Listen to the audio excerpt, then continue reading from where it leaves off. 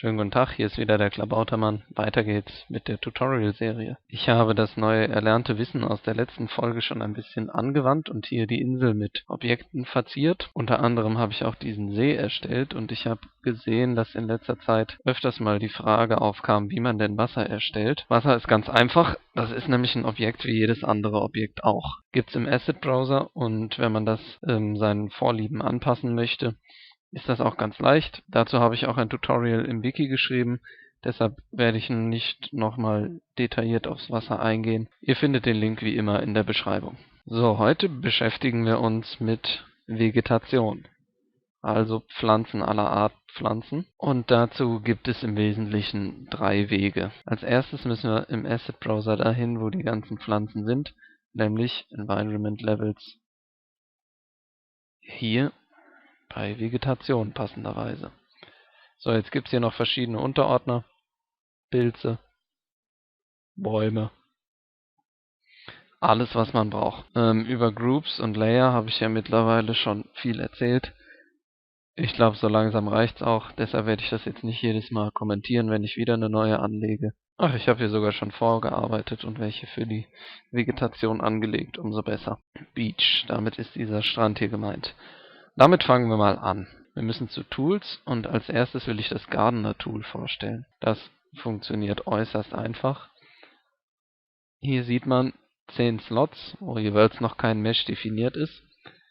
Das können wir aber ganz leicht nachholen. Wenn wir nämlich uns jetzt hier was aussuchen.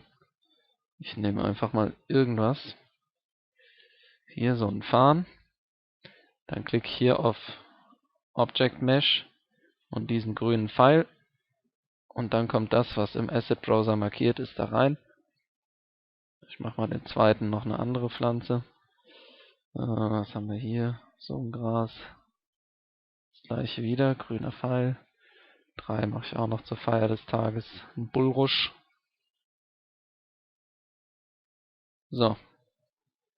Jetzt klickt man hier einfach die Nummer an. Und kann das Ding dann pflanzen. Wenn man die andere Nummer anklickt, kann man das andere pflanzen. Das zeige ich jetzt nicht nochmal bei der 3. Was vielleicht noch interessant ist, Random. Dann wird sozusagen zufällig ausgewählt, welche von den 3, die ich da in der Liste habe, jetzt gepflanzt wird. Das Ganze kann man auch speichern, einfach einen Namen eingeben. Ich nenne es Test. Hier speichern. Und dann kann das auch wieder geladen werden.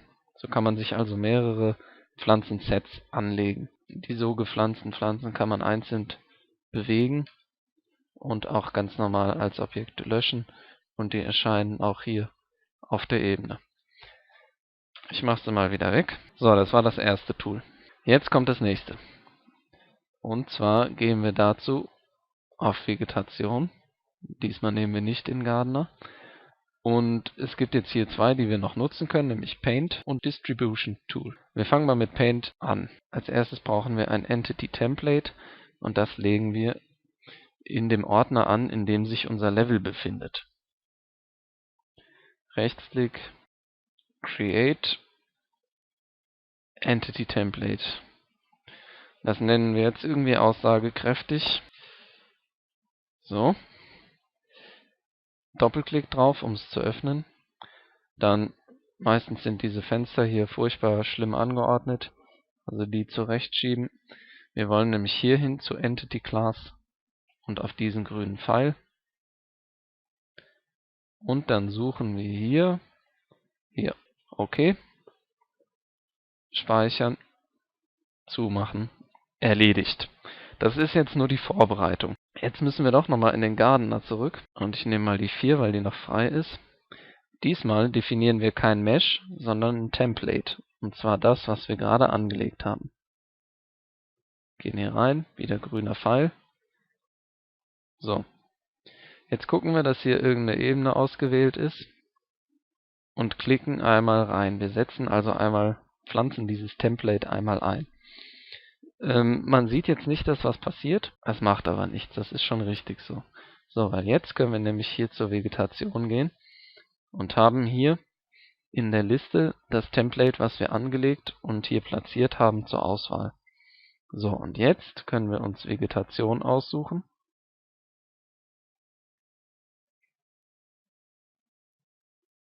und die hier mit Rechtsklick, das was wir im Asset Browser ausgewählt haben, die mit Rechtsklick hinzufügen. So, ich mache einfach mal ein paar rein zufällig. So, jetzt haben wir die alle hier in der Liste drin. Und wenn wir jetzt auf Paint gehen, haben wir hier diesen altbekannten Kreis. So, jetzt können wir die Dinger einzeln auswählen und einfach painten. Oder wir wählen sie mit gedrückter Shift-Taste oder mit Steuerung-Taste, je nachdem wie viele wir haben wollen, alle aus.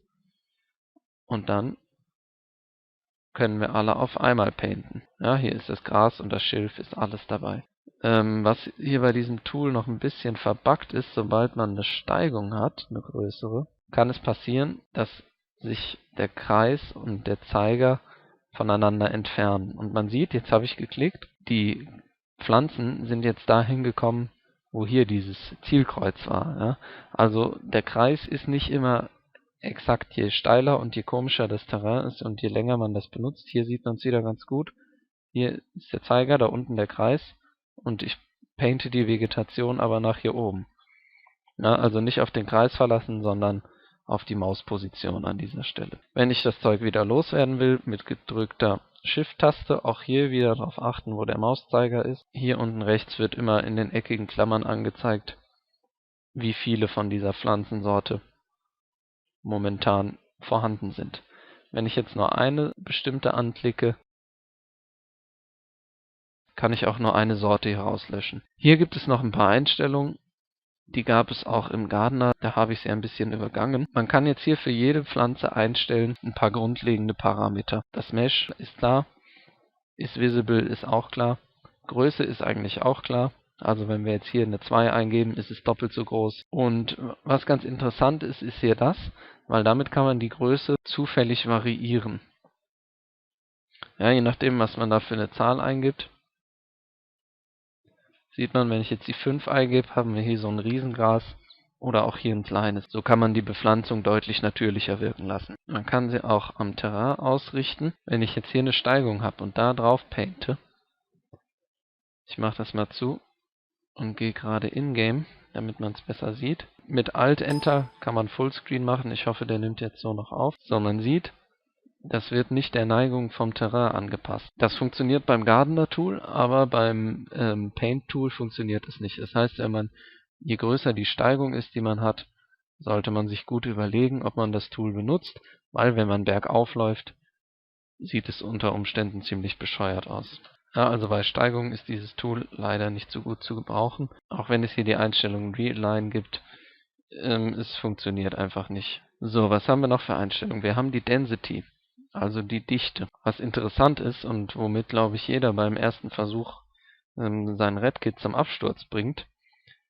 Wenn man jetzt hier eine kleine Zahl eingibt, ich mache es besser nicht, wird die Dichte, die Density höher. Das heißt, je kleiner die Zahl, desto mehr Pflanzen auf einem Fleck. Und Pflanzen haben einen ganz enormen Einfluss auf die Performance. Das heißt, da kann man sich schnell alles mit zerschießen, dass man nur noch sehr wenige FPS hat oder das Redkit gleich abstürzt. Kollision ist klar. Der Rest ist nicht mehr so wichtig. Hier Slope, Min, Max. Da kann man festlegen, für welche Steigung des Terrains die Pflanze überhaupt noch erscheint. Also hier von 0 bis 90 Grad. Cast Shadows ist auch wichtig, weil das ist, wenn man sehr dichtes Gras pflanzt. Ich setze mal eben die Density auf 0,5. Dann würde man jetzt die Schatten auf dem Boden kaum noch sehen. Und es kostet aber sehr viel Performance, diese bewegten dynamischen Schatten zu berechnen.